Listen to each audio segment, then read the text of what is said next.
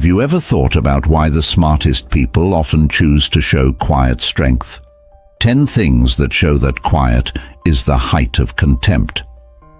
The quiet Stoic gives us a look into the lives of people who are very careful about the words they use, living up to the Stoic ideal of thoughtful speech and inner living. Why did the Stoics make silence the most important thing in their lives, turning it into a way of life and a subtle way to talk to the world around them? Along the way, we'll find out what kinds of people are silent Stoics, those who find power in stillness, wisdom and clarity in their thoughts as they think. Many things have been said about these people, but they keep a calm attitude while navigating life's rough waters. Their silence speaks to their inner strength and deep understanding of life. What can we learn about ourselves by practicing being quiet? How might our lives change if we too learned the beautiful art of silence? Come with us on this journey, where each step is an invitation to discover and conquer. The Stoics' most important skill was the ability to keep quiet. We want you to think, ask questions, and maybe find out a fresh look at the power of stillness in your own life. Please stay with us until the end of this journey to fully understand the important lessons that Stoicism teaches. Stoicism is not only a way to learn from the past, but also a way to live a better life with honor and peace from the inside out. Let's start this journey together and find the quiet power that lies at the heart of Stoic wisdom. Number 1, keep calm. In the calm area of Stoicism, there has a lot of knowledge in accepting the quiet and being calm, which is a trait that mirrors the Stoic search for inner peace and reason. Let's look at this through the lens of Epictetus. In his teachings, the Stoic philosopher eloquently summed up the essence of serenity. Be silent for the most part, or if you speak, say only what is necessary. This advice shines a light on the Stoic way. Not only does talking less save mental energy, it also creates a calm space inside. Why do quiet Stoics project such remarkable calmness? They do this because they know the power of silence. In silence, one can clearly see and process the world's constant stimuli, reacting not quickly but with careful thought. Stillness of speech leads to stillness of mind, which is a must for the Stoic virtue of serenity. Stoics who are quiet and reserved show that they are in charge of their responses. The Stoics believe that even though we can't control what happens in the outside world, we can control how we react to it. Their serenity is a sign of this deep inner alignment. So, in the silence of the Stoic, there is wisdom, and in the calm of the Stoic, there is strength. By speaking less and nurturing our inner calm, we align ourselves with the Stoic ideal and navigate life's stormy seas with grace and poise. Let us therefore strive to embody this tranquility, adopting the quiet, calm demeanor of the Stoic, and in doing so, we will find the deep peace that lies within. The term "keep calm" is well known and is often used to stress the importance of staying calm and collected in tough situations. History. The saying, "keep calm and carry on," came from a British propaganda poster made in 1939, right before the start of World War II. It was meant to boost the spirit of the British people who were afraid of being invaded. Since then, the saying has been changed and used in different situations to send a message of strength and stability. Effects on the mind. Adopting the keep calm philosophy can help lower worry and anxiety by promoting a calm and in-control attitude. In times of fear or stress, telling yourself to stay calm can help you make decisions based on facts instead of feelings. Use in daily life. You can use this motto in everyday situations that could be stressful, like at work, when you have to speak in public, or with your friends and family. It helps you keep your cool, which improves your ability to solve problems and stops you from overreacting. Important in culture, Keep calm has spread to many areas of culture and media, being used in many ways in everyday speech, social media, and products. Because so many people know it, it's an easy to relate to and comfortable phrase to use when people are having personal or group problems. Critiques and limitations. Keep calm can be useful, but it's important to know that it's not an answer that works for everyone. There are times when you need to be more proactive or expressive in your answers. Emotional speech is also important for mental health, and staying calm shouldn't mean hiding your feelings. For the most part, the keep calm theme encourages people to be strong and calm, but it's important to know when to use a different approach. Number 2, principle follow-through. When we observe a person's behavior and life, we can understand whether he is a lively and talking person or a quiet and silent person. In the Stoic tradition, those who practice silence often demonstrate strict adherence to disciplinary principles that are not merely a matter of discipline, external obstacle, but a complementary composition inside. It is a word that guides all his actions. Taking as an example the history of the Stoic philosopher Epicurus, he remained true to his principles despite the difficulties of slavery. He remained true to his principles. His silence is not a sign of surrender, but evidence that he respects discipline. It is one of the virtues he learned. What can we learn from the serene Stoics, whose lives demonstrated the virtues of self-control and self-restraint? That although we have no control over external events, we can control our outcomes by insisting that a principled and disciplined life leads to freedom and peace. The strength that comes from living in harmony with human principles demonstrates that discipline does not diminish, but rather provides the freedom that provides the framework within which we can move through life with grace and peace by following the virtues of obedience. We can learn how to live a real and meaningful life from the quiet Stoic. They tell us that true peace and strength are not found in the noise of the outside world, but in sticking to our core values and beliefs. Let us be inspired by the quiet Stoics and work to develop our own principled compliance, not as a burdensome set of rules, but as a guiding light toward a life of virtue, honesty, and deep inner peace. In this way, we honor the Stoic path and find true freedom and happiness in our disciplined adherence to principle. Number 3, strength and adversity. Have you ever wondered why the silent Stoic stays strong through life's storms? Their silence isn't a void, it's a fortress of deep resilience built into the stillness of their being that gives them unmatched strength to face adversity. Consider the story of Epicurus, born into slavery and later becoming one of the most influential thinkers of his time. His ability to find profound wisdom in the midst of brutal hardship shows the unbreakable spirit of a violent Stoic. Epicurus taught us that external events can't hurt us, only our reactions to them can. In his silence, he found the strength to endure and the wisdom to turn adversity into a growth-promoting force. Why do people who speak less often show such resilience in the face of adversity? Because they are quiet, they build a strong connection with themselves that outside forces can't shake.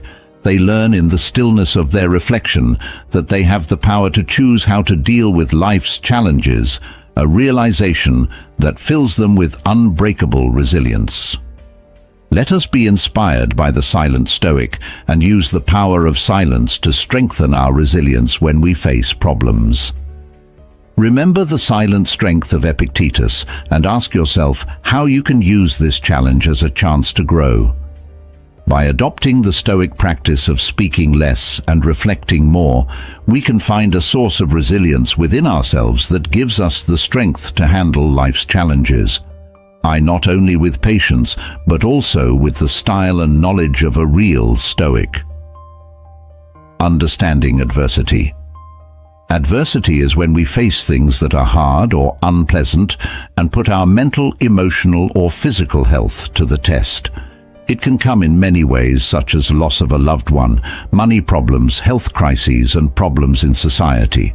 Realizing that problems are a normal part of life is a key part of becoming resilient. Making things stronger. Being resilient means being able to get back up after something bad happens. It means getting tough mentally, keeping a good attitude, and being able to deal with problems.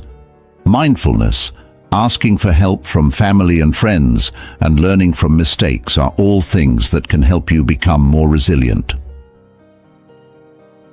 What support systems do? Having a strong support system is very helpful when things are going badly. In this group are relationships with family, friends, mentors, and trained counselors. Support systems offer emotional comfort, useful information, and sometimes a fresh look at a tough scenario, getting stronger through hardship. Problems and challenges can often help us grow as people. Dealing with and getting through problems can help you learn more about yourself, care more about other people, and enjoy life more. People sometimes talk about this idea as post-traumatic growth. Keeping up hope and positivity. Keeping a hopeful and positive attitude is very important when you are going through hard times.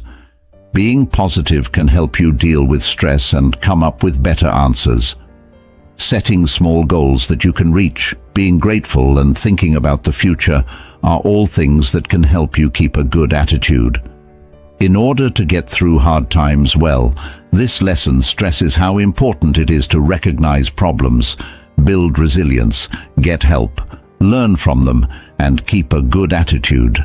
Number 4, get rid of distractions. There is a deep trait among those who choose the path of silence, getting rid of distractions. Picture the serene figure of Epicurus, a Stoic philosopher whose life was a testament to the power of focused simplicity. Despite being born into slavery, Epictetus's Stoic demeanor and his commitment to a life free from the unnecessary clutter of the mind and environment made him stand out as a beacon of tranquility. Why did quiet people like Epicurus stress getting rid of distractions? Because they knew how important it was to focus on what really matters: virtue, wisdom, and inner peace. In their world, every unnecessary distraction was seen not just as an annoyance, but as a barrier to the cultivation of a deep reflective. By shedding these unnecessary layers, they were able to connect more deeply with their inner selves and the universal truths of life. Let's learn from the silent Stoics. They teach us that by getting rid of distractions, we're not only making our lives easier on the outside, but we're also making room for our inner journey toward wisdom and self-discovery. It's not about giving up things just for the sake of giving up them. It's about making a space where our true selves can grow without being stifled by the constant noise of the world. That's why I invite you to join this Stoic practice. Let's try to get rid of distractions, not only in our physical spaces, but also in our minds. By doing this, we honor the legacy of Stoic philosophers like Epicurus and pave the way to a life of purpose, clarity, and deep inner peace. Distractions can make it hard to concentrate and get work done, whether you're at work, studying, or just relaxing. Managing and reducing distractions is important for staying focused and getting things done quickly. Here's how to get rid of distractions for good. Figure out what's distracting you. The first thing you need to do is figure out what is distracting you. Social media, emails, noisy places, and personal gadgets are all common things that can distract you. Once you know what these are, you can control them in a certain way. Set up a dedicated workspace. Having a place that is organized and only used for work or studying can train your mind to concentrate when you're there. Make sure this space is clear of junk and other things that might catch your eye. Be smart about how you use technology. Technology can be a distraction, but it can also be used to help you focus. During work hours, use apps that block busy sites or put your phone on Do Not Disturb mode when you need to concentrate. Plan breaks. To avoid getting burned out, it's important to make plans for regular breaks. Focus on something for 25 minutes and then take a 5-minute break. This is called the Pomodoro technique. Fix any personal problems that are bothering you or just take a break. When you come back to your job, you'll be more focused. Make plans and goals that are clear. Making sure you know exactly what you need to do can help you stay inspired and on track. Divide your work into smaller, more doable pieces and put them in order of importance. This keeps your mind on what's most important and makes you less likely to get distracted by less important things. By using these tips, you can make your space more focused, which will help you get more done and reduce the effects of distractions. Number 5. Inner strength. Inner strength is a great quality that is often hidden like a gem in a calm Stoic. It isn't always easy to see, but it's clear when you see how they can endure, persist, and thrive in the face of life's difficulties. This deeply ingrained trait in the philosophy of Stoicism is not about showing how strong you are through words, but through your deeds and your unwavering determination. People who practice the Stoic virtue of speaking less often use their inner strength in a deep and powerful way. They know that the loudest statement is often made in silence, not with words, but by showing strong persistence and endurance. Their strength is not a noisy gale, but a steady breeze. They face problems not with a roar, but with a quiet, unwavering resolve. They know that life's problems are not obstacles meant to break them, but fires meant to make them stronger, using obstacles to help you grow and learn more about yourself. This inner strength gives them the serene confidence to handle life's ups and downs, knowing that their core stays the same. We can learn from this Stoic example of inner strength by building our resilience, facing our trials with a quiet determination, and finding our center of peace amidst the storm. This will help us tap into a source of power that is both tranquil and powerful. So let us embrace this Stoic trait of inner strength, knowing that true fortitude doesn't always come from fanfare, but often lies in the quiet depths of our being, helping us to endure, persist, and ultimately thrive. You are already halfway to becoming superior to others. I have another challenge for you. Please like and share this video. Comment. I want to continue. Let's continue. Continue our journey today. Number 6. Depth of knowledge. The silent Stoic is a model of calm and thoughtfulness, and they have a huge amount of knowledge. Their silence doesn't mean they don't know anything. It means they are full of insight, experience, and understanding. In their stillness, you can feel how much they know, which shows how dedicated they are to finding wisdom and truth. Think about the famous Stoic philosopher Seneca, whose deep thoughts and introspection have been echoed throughout history. Through the ages, his works, which are full of wisdom, show that he liked to think about things. Careless speech that shows that real knowledge often lives in the world of silence. Sebastian's life shows how one can develop deep understanding and clear thinking in the peace of their own mind, away from the noise of the outside world. The silent Stoic shows us that depth of knowledge isn't just about gathering facts. It's about weaving wisdom into our very being. It means paying close attention, listening carefully, and thinking deeply in their silence. These Stoics have a conversation with their inner selves about the complicated parts of life and existence. They come up with insights that are like the stillness and clarity of a pond, which was influenced by the silent Stoic. Accept the quiet path to learning more. Value silence as a place where wisdom can grow, where insights can take root, and where our understanding of the world and ourselves can deepen. By doing this, We honor the Stoic path of seeking truth and wisdom, not through the noise of words, but through the deep clarity that comes from thoughtful silence. The depth of knowledge, DOK, framework was created by Dr. Norman Webb to organize tasks based on how much thinking is needed to finish them. It helps teachers understand and use a wide range of learning methods, from easy ones like remembering things to more difficult ones like thinking and planning. Levels of DOK. Level 1. Recall and reproduction. Tasks need you to remember facts or follow easy steps over and over again. For instance, remembering words or doing simple math tasks are examples. Level 2. Skills and concepts. Some tasks require you to make choices and use your skills in new ways. This could mean putting things in order, comparing and contrasting them, or figuring out what the data means. Level 3. Strategic thinking. The tasks need you to use data, reason, and plan. One example is solving problems with more than one step, where some solutions need to be justified, or where decisions and steps need to be explained. Level 4. Extended thinking. Tasks need complicated reasoning, planning, and more time to look into them. Projects that need to come up with hypotheses and do in-depth studies are examples. Use in education. DOK levels help teachers make lessons that meet a range of students' cognitive needs and make sure that students don't just remember things, they also use and interact with what they've learned in a deeper way.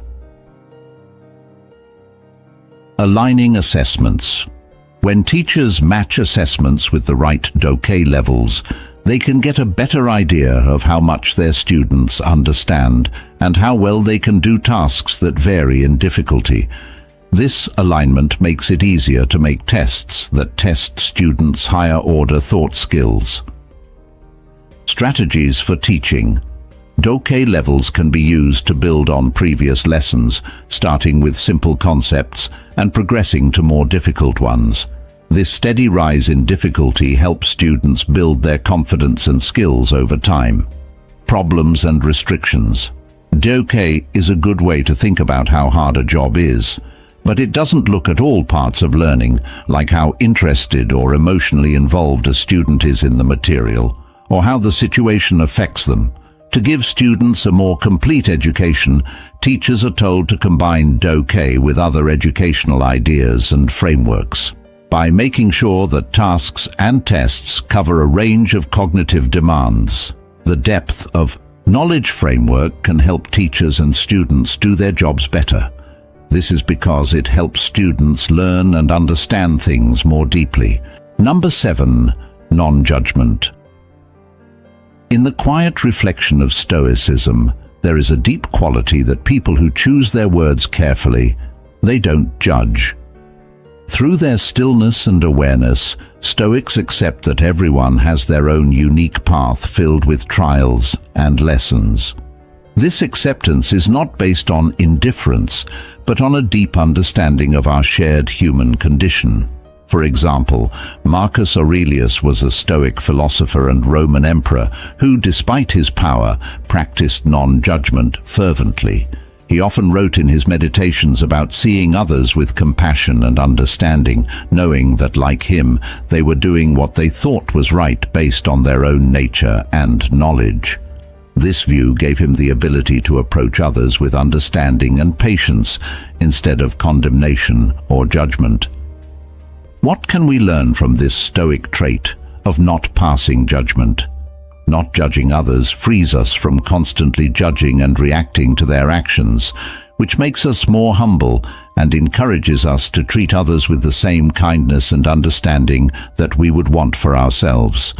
This trait also promotes inner peace because it frees us from the stress of constantly judging and reacting to others' actions. By practicing non-judgment, we not only improve our relationships, but also grow as people, developing virtues like empathy, patience, and understanding. Let us be inspired by the quiet Stoics and Marcus Aurelius and try to see the world through a lens of non-judgment. By doing this, we will be more in line with the Stoic ideals of virtue and wisdom, which will lead to a more peaceful and kind life for ourselves and those we interact with. Number 8. The way to listen deeply. Why does the smart Stoic listen more than they speak? This technique, which comes from Stoicism, is called the art of deep listening. It's more than just listening. It involves understanding and empathy as well. Stoics know that listening deeply can help you understand not only what someone is saying, but also who they are. Think about the Stoic sage Musonius Rufus. Even though he was very articulate, he saw listening as a way to true knowledge. He was able to gain insights that he could never have gained by speaking. It was through listening that he developed wisdom, compassion, and a deep connection with the world around him. What can we as aspiring Stoics learn from the art of deep listening? It teaches us to be present, to value other people's points of view, and to know that everyone has a story that is worth hearing. By practicing this art, we develop patience, empathy, and a stronger sense of connection with those around us. I encourage you to try this Stoic practice in your next conversation. Pay attention not only to react, but also to fully understand. Ask yourself, what can I learn from this exchange? By asking yourself, how can I connect more deeply with this person? You honor the Stoic tradition by turning every interaction into a chance for growth and connection, embodying the deep wisdom that we often talk most eloquently when we choose to listen. Develop presence. To listen deeply, you must first be fully present in the present time. Putting aside physical, like smartphones, or mental, like stray thoughts, distractions, is what this means. The person and what they have to say should be the only things that matter. Being aware is needed for this, and you can improve it by making eye contact, nodding, and using your body to show that you are paying attention. Don't judge. If you want to listen deeply, you need to put aside any opinions or ideas you already have. When you have an open mind, you can really hear what the other person is saying without letting your own assumptions or biases get in the way. This doesn't mean you have to agree with everything that is said, but you should give the person a chance to say what they really think. Understand. Understanding is the most important part of deep listening. Try to figure out how the person speaking felt and what drove them to say what they did. It's not enough to just understand what someone is saying. You have to connect with them on an emotional level. By asking questions that show you understand, you can show that you are truly interested. Think about it and make it clearer. Think about what was said before, during, and after listening to make sure you understand. This could mean writing down the speaker's main points in your own words and, if needed, asking follow-up questions to make sure you understand. This keeps things clear and lets the other person know that you are paying attention to the talk. Respond appropriately. Responding in a way that is respectful and related to what was said is also part of deep listening. Your answers should show that you understand what the speaker said and are giving it some thought. As an example, you could offer support, give comments, or share your own thoughts in a polite way. Deep listening is a powerful conversation skill that means really paying attention to what someone is saying so you can understand not only what they are saying, but also how they feel and what they want to say. Being present, patient, empathetic, and attentive are all things that are needed. You can build stronger bonds, solve problems more effectively, and learn more about other people's thoughts and feelings by listening deeply. This skill is very useful in personal relationships, the workplace, and other places where talking to people in a relevant way is important. Number 9. Humble. Have you ever noticed that people who don't talk as much give off a quiet sense of humility? In the Stoic culture, this isn't just a coincidence. Stoics who are quiet show humility not just on the outside, but as a deep-seated virtue that shows what they believe. They know that wisdom isn't about proving your presence through words, but about embracing the vastness of what you don't know. Take Kay the Younger as an example. He was a Stoic who lived his life with an amazing blend of courage and humility. Despite playing a major role in Roman politics, he chose a life of simplicity over luxury, which shows how he lived his Stoic beliefs. His modesty wasn't a sign of weakness, it was a sign of his unwavering strength and conviction. He spoke less and listened more, and let his actions show how Stoic his beliefs were. What does this mean for us? The humility of silent Stoics teaches us that we can only be truly great when we know our own limitations and are willing to learn from everyone and everything we come across. It makes us think. Do we listen to understand, or do we listen only to respond? Are we open to the wisdom around us, or are we limited by our own egos? By embodying the humble nature of silent Stoics, we can cultivate a life of genuine happiness and deeper connections. Being humble helps us grow, change, and accept that life is always changing with grace and respect. Let us be inspired by the Stoics and find strength in our silence and humility, knowing that this is the way to true knowledge and understanding. Number 10. Having self-control. Self-control is an important skill that helps people control their feelings, actions, and impulses so they can reach their long-term goals.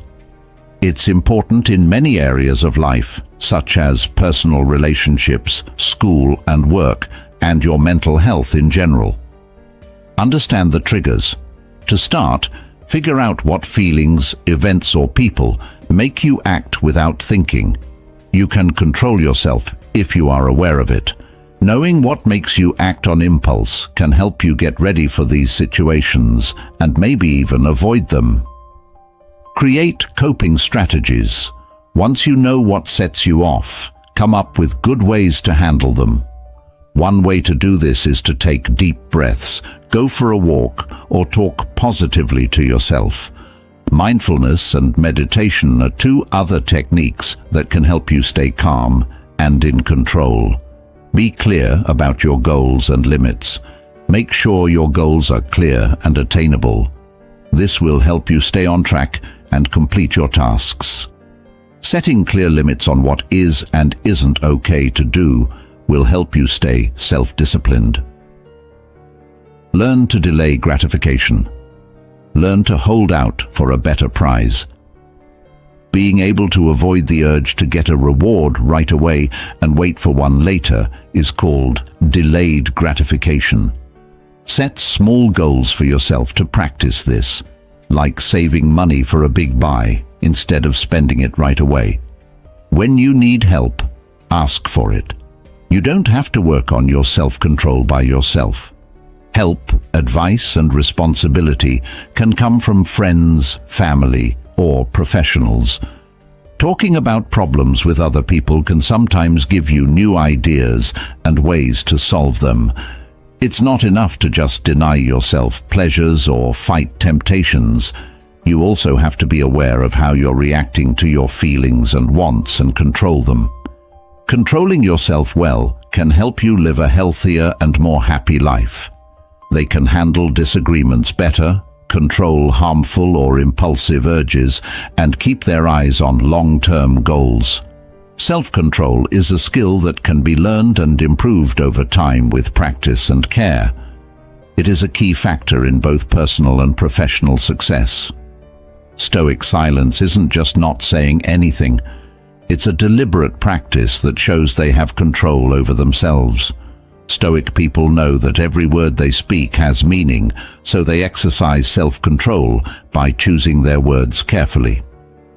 Marcus Aurelius was a Stoic emperor who, despite the stresses of being in charge, found peace and strength in his reflective silence. His deeply personal writings show a man who was truly committed to self-control and not easily swayed by changing feelings or the upheaval of outside events. He used his silence to control his thoughts and feelings, turning them into good actions and wisdom. What lessons can we learn from these calm, quiet Stoics? Their behavior shows us how important it is to think about ourselves and how powerful it is to give thoughtful answers. They make us think about whether we are in charge of our words or whether our words are in charge of us. Are we aware of how our speech affects us and those around us? By practicing self-controlled silence, like the Stoics, we can live a more thoughtful life where our words match our actions and beliefs. This practice not only helps us grow as people and find inner peace, but it also makes our relationships with others better, which lets us deal with the world in a more meaningful and deliberate way.